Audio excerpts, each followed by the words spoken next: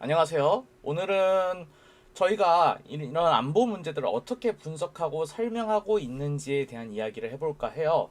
사실 이런 이야기를 하게 된 이유가 많은 경우 그 어떤 사회과학 이론이나 사회과학적 분석들에 대해서 그 사람들이 생각하거나 논의를 할 때 혹은 토론을 할 때 저희들은 이런 문제들을 어떻게 분석을 하고 있고 어떻게 다루고 있는지 그리고 어떻게 생각해 줬으면 좋겠는지에 대한 이야기를 하기 위해서 오늘 이렇게 영상을 찍고 있습니다. 자, 먼저 해야 될 것은 우리는 과연 어떤 자세로 세상을 바라보고 있는가에 대한 이야기를 해볼까 해요.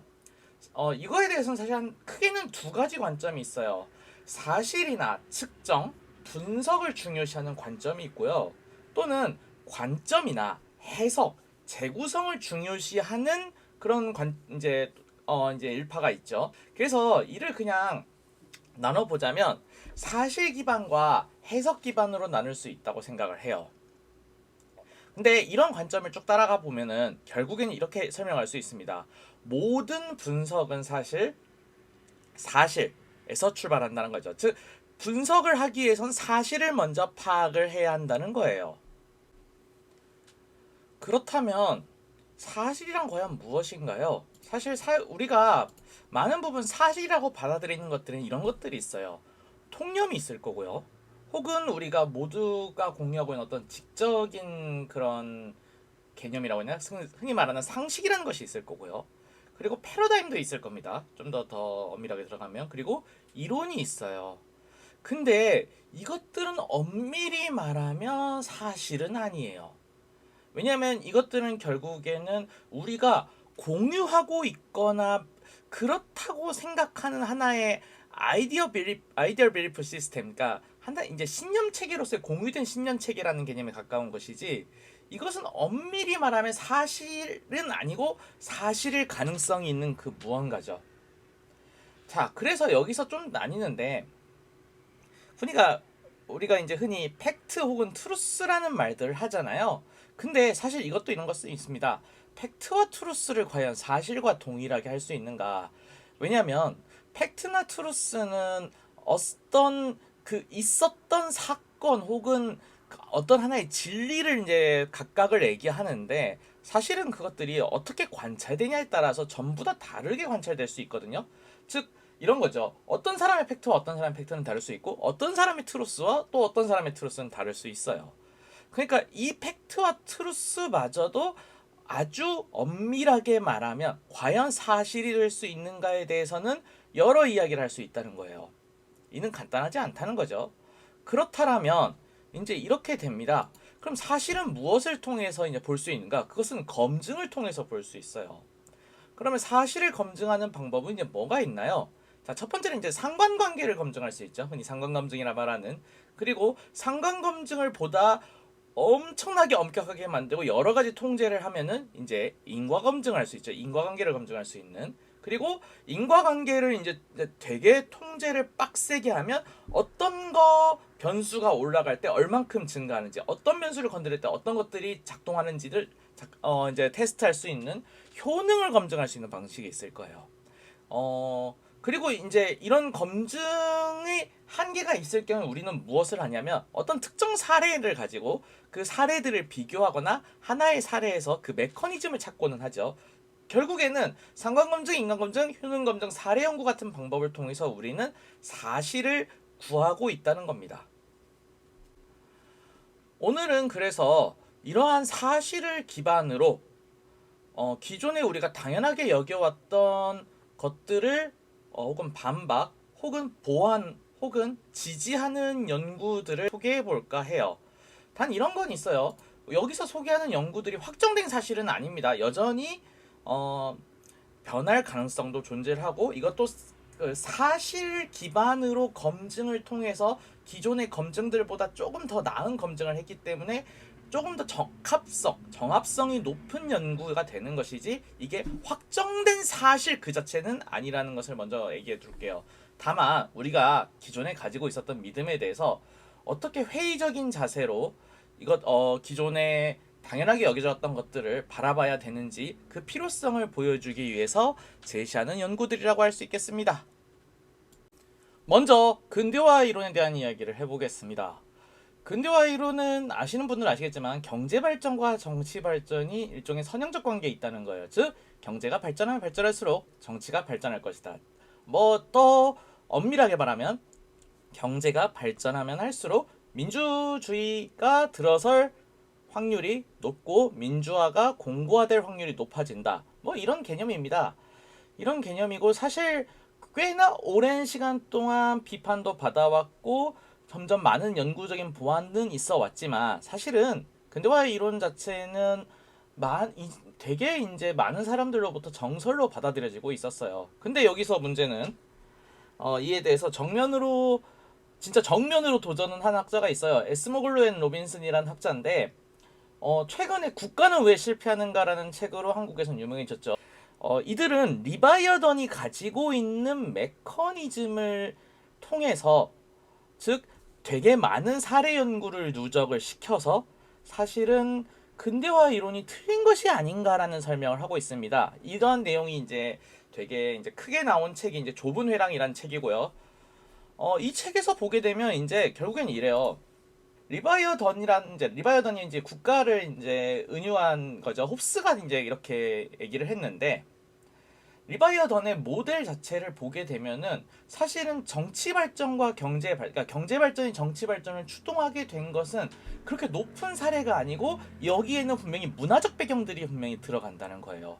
그리고 이런 문화적 배경들이 들어가서 결국 경제 발전이 문화적 배경과 어떻게 연결이 되냐에 따라서 정치 발전이 설명된다라는 것이 이제 바로 에스모글루의 설명입니다. 근데 이 설명은 사실은 완전히 처음은 아니에요. 사실은 문화적인 맥락이 더 중요하다라는 설명은 그동안에도 있어 왔었습니다. 근데 이런 거죠. 그 경제 발전을 해야만이 이런 문화적 맥락이 작동을 한다라는 설명은 있었는데 여기서 이제 스모글러하고 로빈슨이 했던 거는 그게 아니라 문화 변이는 매개 변인도 아니고 그냥 그 자체로 사실 되게 중요한 변인이고 이런 문화적 변이에 따라서 경제 발전이 정치 발전으로 이어지는 리바이어던을 설명할 수 있게 된다라고 했던 겁니다. 즉 그러면서 이제 이렇게 요 근대화라는 개념은 없다. 근대화 이론이 말하는 이렇게 되게 세게 얘기하면서 이런 케이스 연구를 누적시켜 볼 때 사실은 우리가 근대화 이론에서 말하는 경제 발전과 정치 발전의 선형적인 관계는 그렇게 어떻게 보면은 되게 공고화된 확립된 이론으로 받아들이는 것은 앞으로 지양해야 되지 않느냐라는 주장을 한 바 있습니다.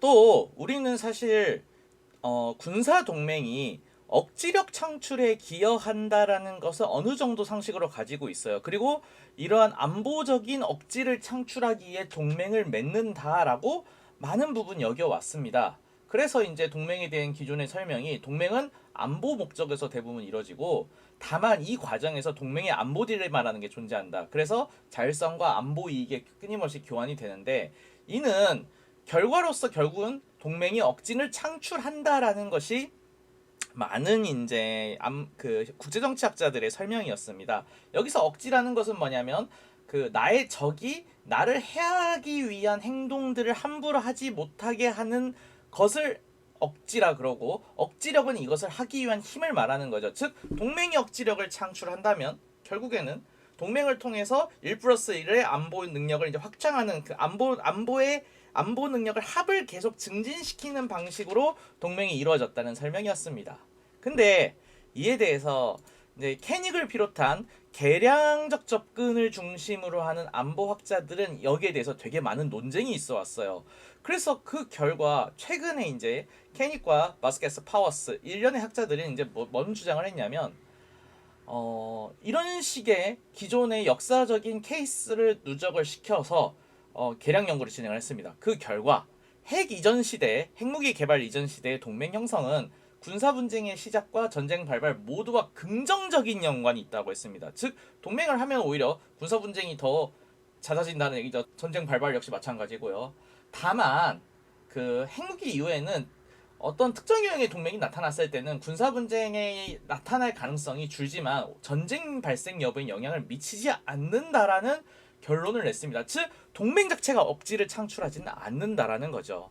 물론 이에 대해서는 다시 비판이 있었어요. 그러나 이들은 기존에 있었던 동맹에서 안보 방위 조약, 그러니까 상호 방위 조약들의 내용을 추출해서 더 연구를 진행을 했습니다. 그 결과 이들의 결과를 통하면은 군사 분쟁보다 전쟁을 억제하는 것이 훨씬 더 어렵고 동맹을 형성하면 오히려 군사적 충돌의 위험이 증가할 수 있다라는 것을 제시했습니다. 그리고 방어적인 목적으로서 동맹이 맺어진다고 하더라도 이것들이 결국에는 갈등의 위협을 체계적으로 줄이기에는 충분하지 않다라는 것을 본인들의 양적 분석의 결과로서 제시를 했습니다. 즉 근대화 이론도 그렇고 동맹의 억지력 창출이라는 측면에도 그렇고 우리가 되게 많은 부분 당연하게 여기고 있고 상식이라 생각해왔고 확립된 이론이라 생각했던 것들이 여전히 취약성이 있다라는 것을 이른바 사실을 기반으로 한 분석을 통해서 이렇게 추출이 된다는 거예요.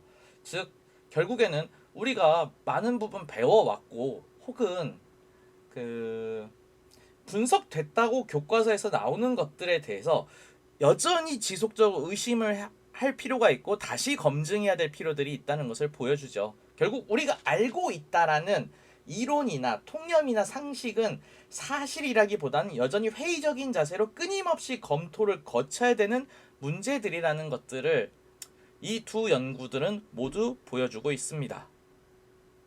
우리가 믿고 있던 어떤 통념이나 상식 이런 문제들을 어떻게 다뤄야 되는지 그리고 어떻게 지지해야 되는지 어떻게 비판해야 되는지 이런 연구들이 잘 보여준다고 생각을 해요. 무작정 믿을 것이 아니라 사회과학을 다룰 때 있어서는 회의주의자적인 요소들이 분명히 중요한 역할을 한다라는 걸 보여주죠. 물론 이는 사회과학뿐만은 아닐 거예요. 근데 우리가 되게 당연하게 여기고 있고 그동안 교과서에서 배웠다고 하는 것들 자체가 그 자체로 확고한 공고한 사실이라고 할 수 없음을 이런 연구들은 보여주고 있습니다. 그리고 어떻게 보면 기존의 이론으로 있지만 약간 상식하고는 별개의 어떤 설명들이 오히려 다른 데이터적인 접근을 통해서 이것이 보강되고 그것이 실제로 맞을 수 있음을 보여주는 연구들이 이렇게 존재한다는 거예요.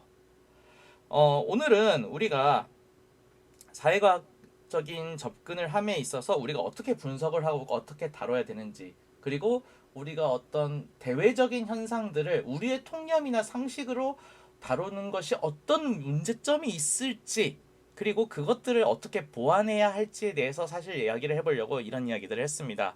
조금 어리 아프고 재미없는 이야기가 될 수 있지만 우리는 이런 문제들에 대해서 결국에는 회의주의자적인 관점이 분명히 중요함을 보여주고 이를 어떻게 설명해야 될지 그리고 왜 최근에 사회과학이 조금 많이 그 숫자 친화적으로 가고 있는지를 보여주는 연구들을 소개해봤습니다. 영상 시청해주셔서 감사하고요. 그리고 구독과 좋아요는 언제나 환영입니다. 감사합니다.